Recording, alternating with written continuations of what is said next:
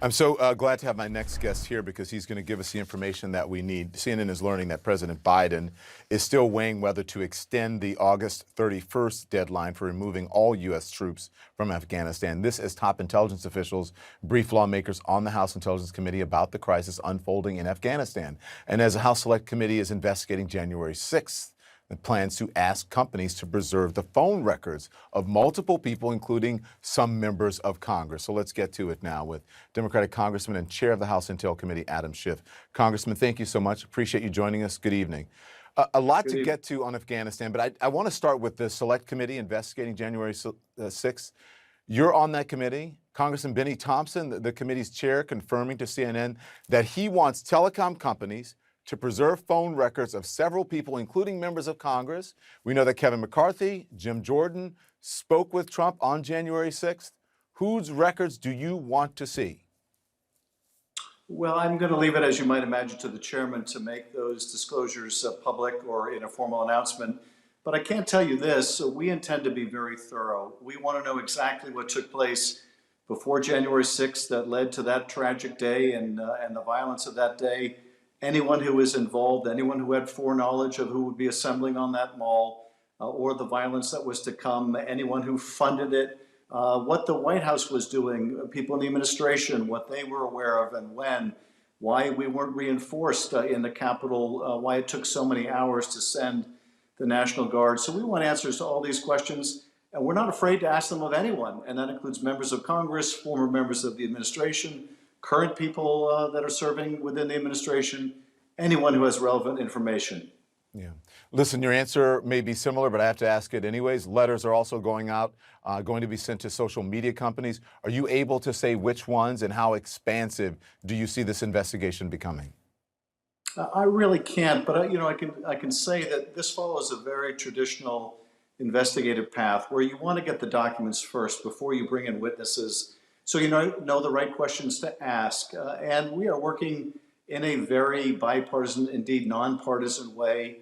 And we've brought on some, I think, very capable investigative staff. So we're getting well situated to get this important work done. And it's going to be one of the most important investigations I think Congress has ever undertaken. I appreciate you talking about that. Let's turn now to Afghanistan, shall we?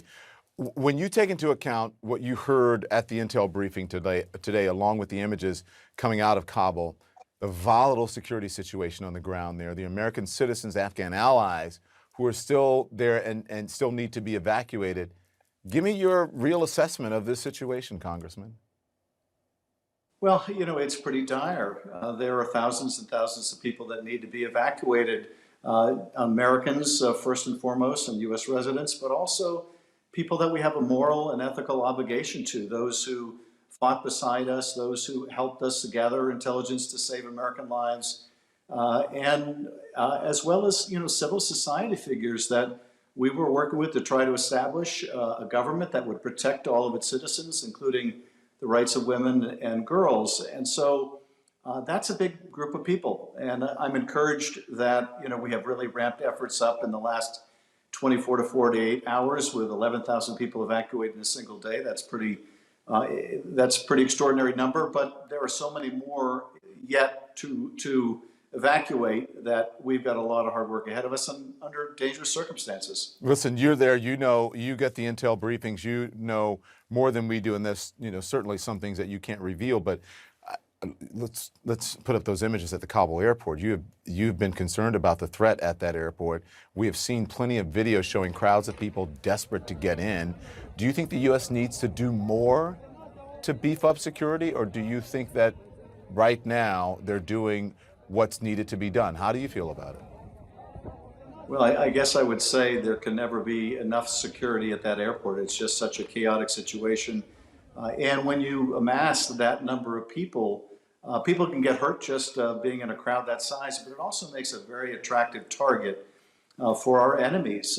For ISIS, Khorasan, for example, would like nothing better than to attack, set off a suicide bomb in that crowd or take out one of those aircraft with a man pad.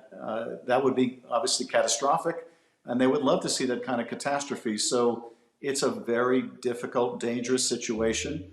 And, you know, look, we've got the best trained military in the world, but this is a first class, first order safety, logistics nightmare. And we're going to have to use all the skills we have. Yeah, as you say those words, as we say in our home, God forbid, let's hope that doesn't happen, what you said. But yes, it's a very real possibility. I understand that.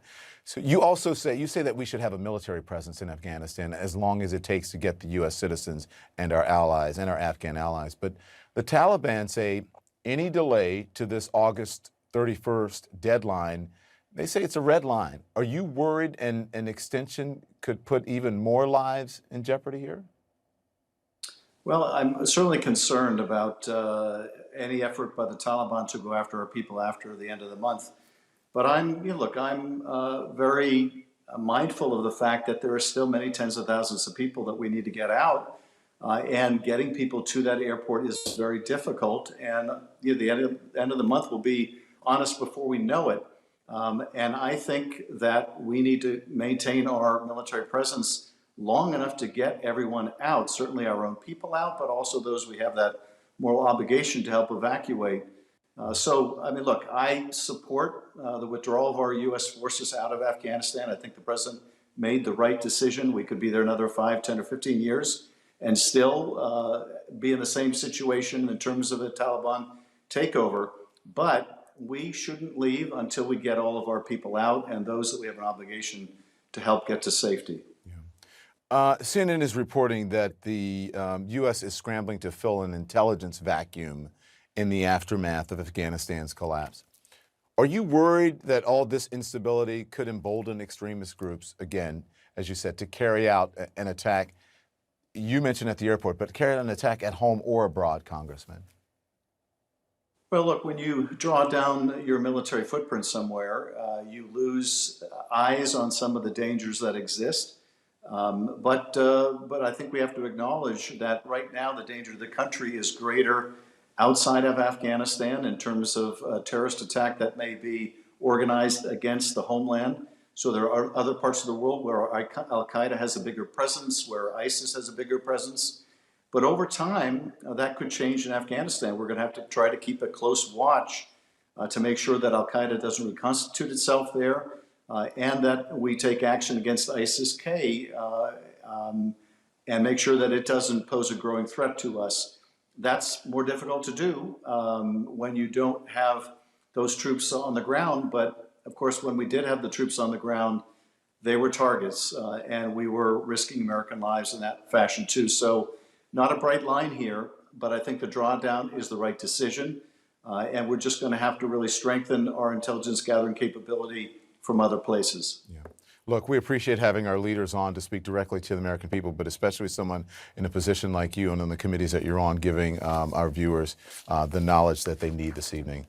Thank you so much. Please come back. We appreciate it. Thanks. Will do. Thank you.